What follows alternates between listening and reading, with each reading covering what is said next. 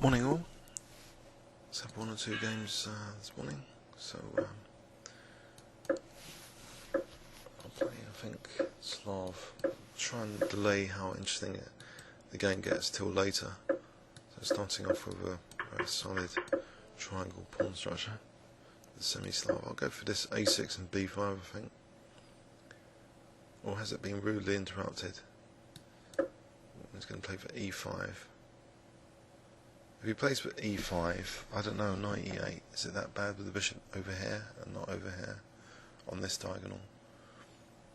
Not so sure. Okay. So will he keep the tension with B3 here, or will he dissolve the structure? Bishop B7, I have a very blocked in bishop. Seemingly, C5, but then, I don't know, F6, counterattacking against E5 later, giving me some targets. In fact, maybe F6 here.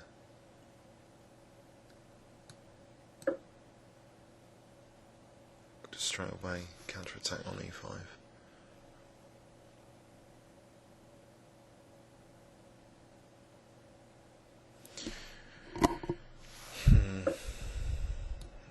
Peel open this semi-MNF file.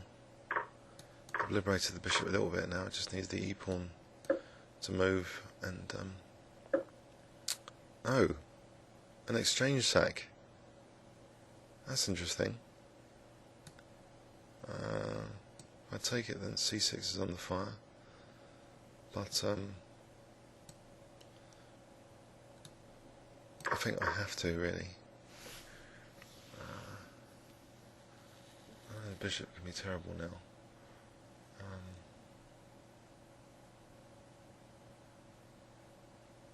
Queen C7 has bishop F4. Bishop D7.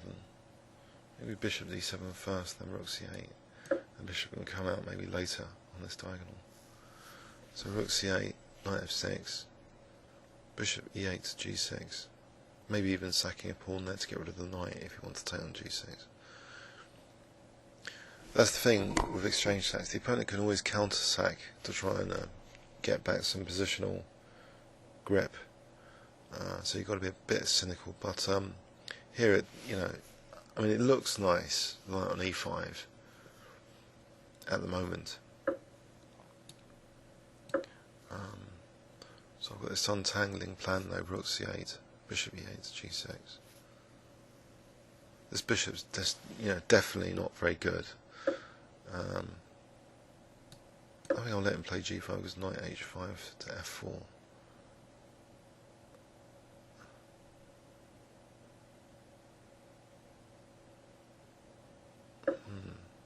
So the bishop will move here.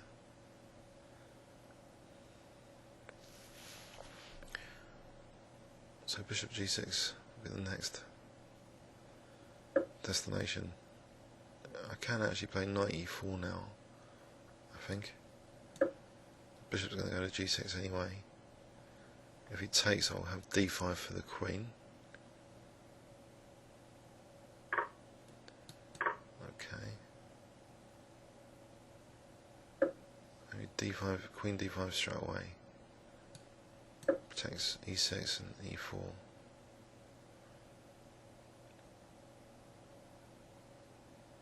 But now I think ought to play bishop G6 as soon as I can. Maybe rook F5. And even rook takes E5 just to get rid of this monster knight. Aha! Okay.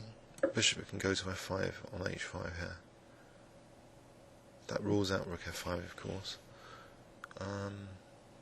So this knight, he's maintaining it as a bit of a monster.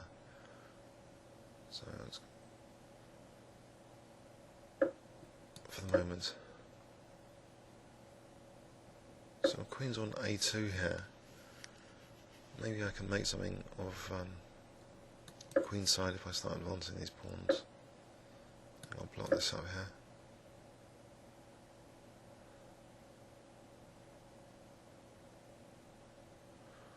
So something like A4, B4, just to try and get a pawn wedge here. Maybe if the A5 opens, then rook A8.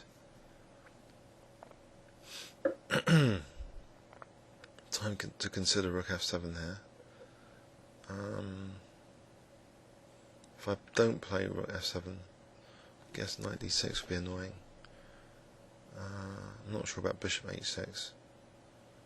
So I think I'll just take knight H6, king G7. So an immediate exchange sack back might be a good idea, because actually his king might be a bit weakened. King H2, rook G8, rook G1,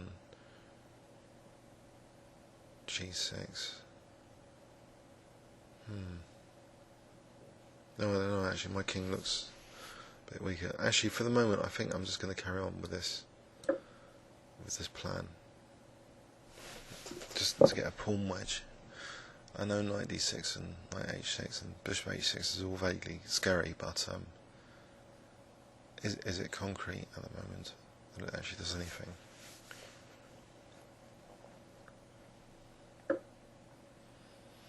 Okay, so rook B8 here, and now the queen's come into C7. That's the problem. So now I do think I do want to free the position a bit. I'll take it.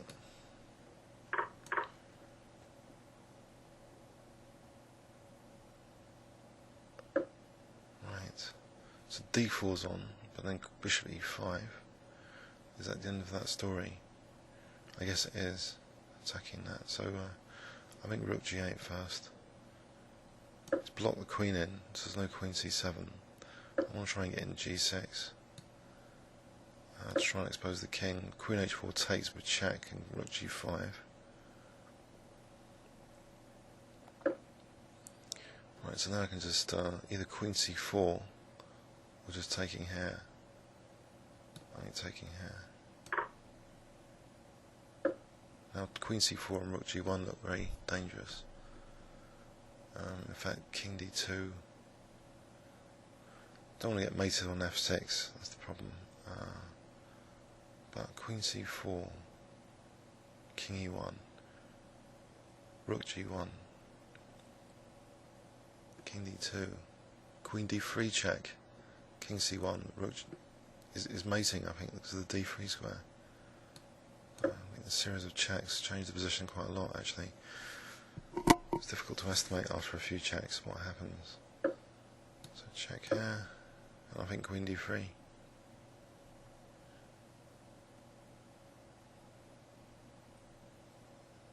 So he was one step away from queen F6. Oh well, let's have a quick look in overview and summary. So blocked in the bishop, which encouraged a positional exchange sack from the opponent to use E5. But I guarded C6 so I could reroute the bishop to G6.